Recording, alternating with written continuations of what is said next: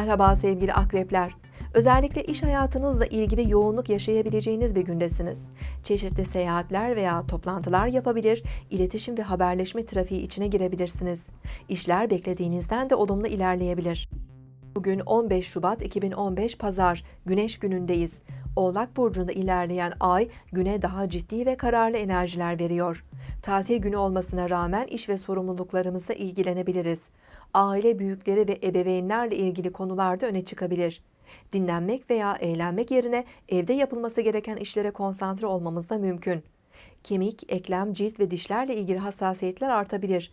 Kronik eklem ağrıları ve romatizma rahatsızlıklarına karşı temkinli olmalı, kendimizi fazla zorlamamalıyız. İlk